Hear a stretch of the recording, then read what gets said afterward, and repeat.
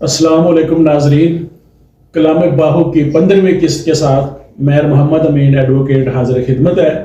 سلطان العارفین فرماتے ہیں، اوجڑ جل تے مارو بیلا جتھے جال نائی ہو، جس کدی نو ڈھا ہمیشہ آج ٹٹھی کل ڈائی ہو، نیا جناں دے وے سرہاندی سکھ نہ سوندے راہی ہو، ریت بانی جتھے باہو بنڈی نی بج دی کائی ہو۔ مزید ڈسکس کرنے سے پہلے ہمارے چینل کو سبسکرائب کریں اور بیل آئیکن کے نشان پہ کلک کریں اور اپنے قیمتی کمنٹ سے ہماری حوصلہ افزائی کیجیے۔ سلطان العارفین فرماتے ہیں، اوجڑ جل تے مارو بیلا جتھے جال نہ آئی ہو۔ اوجڑ جل سے مراد دریا کے کنارے جنگل اور مہلک ویرانہ ہے۔ بیلا یعنی جنگل۔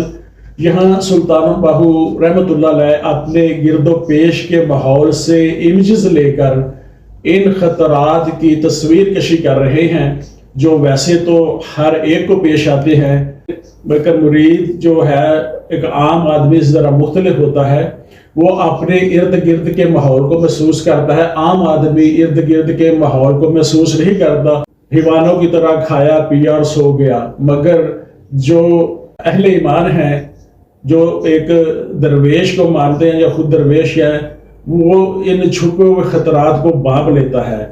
جیسے عام ذی شعور انسان جنگل بیلے میں ویرانے میں زندگی گزارنا اور ٹھہرنا کا سوچ بھی نہیں سکتا، ویسے ہی ایک عام آدمی کی نسبت ایک درویش اس مادی دنیا میں کھو جانے اور اس کی رنگینیوں میں محو رہنے کا تصور بھی نہیں کر سکتا۔ فنا پذیر دنیا کی تصویر کشی سلطان باہو رحمۃ اللہ نے دریا چناب کی جس سے لی ہے۔ آپ دریا کے کنارے شور کوٹ کی بستی میں سکونت رکھتے تھے، آس پاس کی آپ کی زمینیں تھی، اور آپ ایک فقیر کے دنیا میں رہنے کو اس بات سے تشبیہ دے رہے ہیں کہ گویا وہ دریا کے کنارے جھاڑ جنکار اور جنگل میں پھنسا ہوا ہے اور اس سے زندگی کے دن گزارنے پڑ رہے ہیں۔ دوسرے مصرع میں آپ فرماتے ہیں، جس کدی نو ڈھا ہمیشہ اج ڈٹھی کل ڈائی ہو۔ زندگی کو یہاں تشبیہ دے رہے ہیں جیسے سیلاب کی زد میں آئے ہوئے کنارے گرتے جا رہے ہیں، ویسے زندگی کے دن گزر رہے ہیں، لمحہ بلمحہ زندگی کم ہو رہی ہے۔ جیسے سیلاب کے کنارے گرتے جاتے ہیں، ویسے ہی زندگی کے دن ختم ہونے والے ہیں۔ آج مرے کل دوسرا دن۔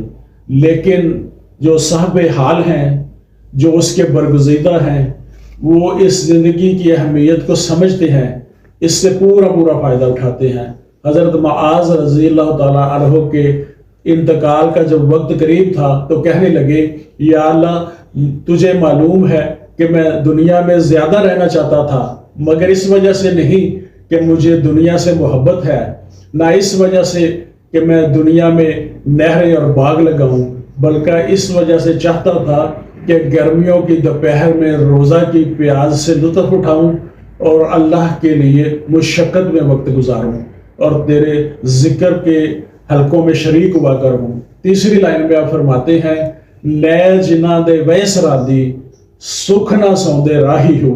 آپ فرماتے ہیں کہ وہ مسافر جو سیلاب کی زد میں ہے، جس کے سامنے کنارے گرتے جا رہے ہیں، وہ مسافر جس کے سرانے دریا بہہ رہا ہے، وہ سیلابی دریا کے سرانے سونے کے لیے لیٹا ہوا ہے، وہ سو نہیں سکتا۔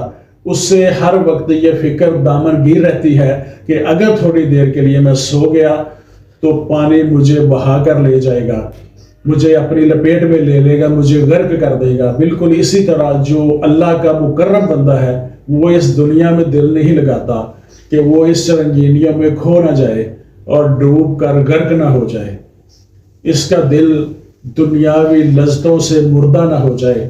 جس کا دل زندہ نہیں وہ مردہ ہے، اور مردے سنتے بولتے نہیں، یعنی شیطان کے جو پیروکار ہیں وہ چلتے پھرتے مردے ہیں۔ یہ دنیا شیطان کے چاہنے والوں کے لیے ہے، ان کے لیے خوبصورت ہے، رنگین ہے، مگر مردان حق کے لیے کڑی آزمائش ہے۔ حضرت ابو ہریرہ رضی اللہ تعالیٰ فرماتے ہیں کہ آپ صلی اللہ علیہ وسلم نے فرمایا کہ قیامت سے پہلے اللہ یمن کی طرف سے ایک ہوا چلائے گا جو ریشم کی طرح نرم ہوگی، اور جس شخص کے دل میں ذرا برابر بھی ایمان ہوگا اس شخص کی روح کو ہوا قبض کر لے گی، گویا دنیا برے لوگوں کے لیے باقی رکھی جائے گی جب تک اس سرزمین پہ ایک بندہ بھی اہل ایمان موجود ہوگا تو قیامت نہیں آئے گی۔ کہ اللہ کے بندے اس دنیا میں اطمینان نہیں پاتے، وہ بالکل ایسے ہی ہیں کہ سیلابی علاقے میں دریا کے کنارے لیٹے ہوئے شخص کی سی مثال ہے جسے نیند نہیں آتی کہ کہیں دریا اسے بہا کر نہ لے جائے، اپنی لپیٹ میں نہ لے لے۔ اہل ایمان دنیا سے رغبت نہیں رکھتے کہ یہ دنیا انہیں اپنی لپیٹ میں نہ لے لے۔ آخری مصرع میں آپ فرماتے ہیں، ریت تے پانی جتھے باہو بنی نی بجد اکائی ہو۔ آپ فرماتے ہیں کہ جہاں ریت اور پانی اکٹھے موجود ہوں وہاں سیلاب کے آگے بنی یعنی بند نہیں باندھا جا سکتا۔ جیسے ریت اور پانی اکٹھے ہوں تو بندی نہیں باندھی جا سکتی، ویسے ہی دنیا دار مال و زر کی آرزو رکھنے والا درویشی اور صوفیزم کو ساتھ نہیں رکھ سکتا۔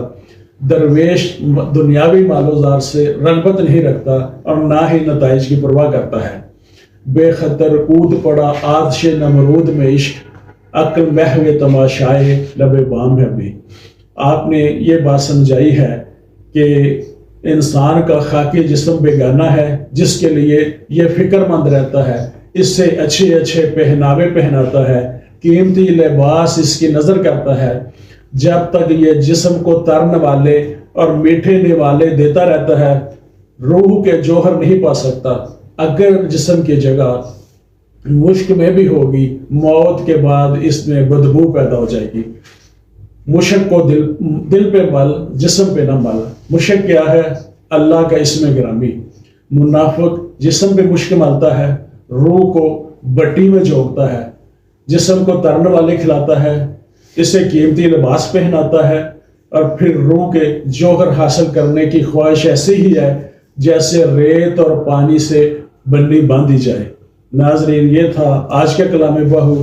آئیے آج کے اس خوبصورت بند کو خوبصورت آواز میں سنتے ہیں۔ قاری عمر افضل حیدری صاحب یہاں تشریف رکھتے ہیں، تو آئیے ناظرین قاری صاحب سے آج کا یہ خوبصورت بند سنتے ہیں۔ او جڑ جل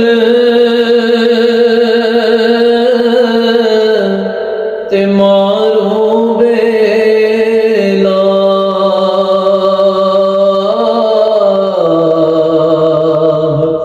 جتھے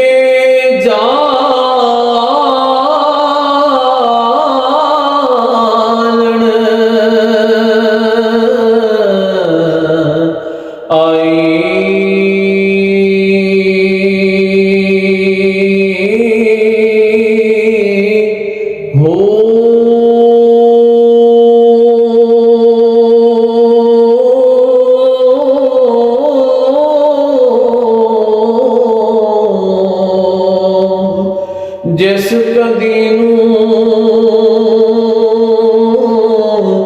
ڈام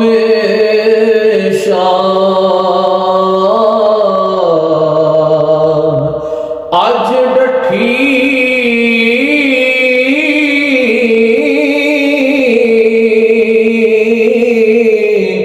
کل ڈائی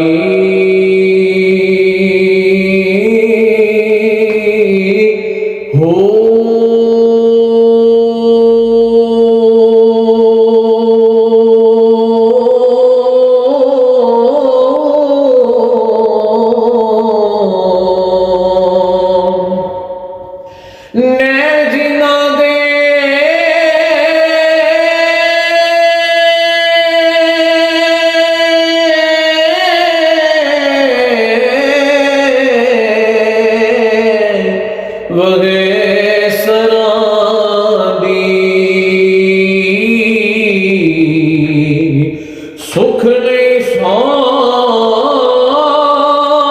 دے راہی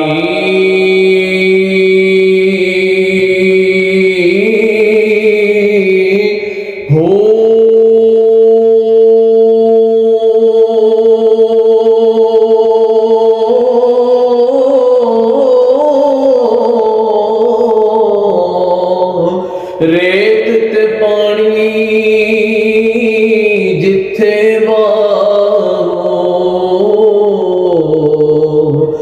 بنی نہیں بج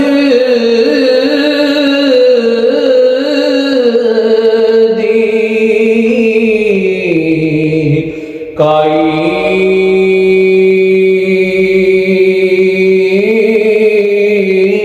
ہو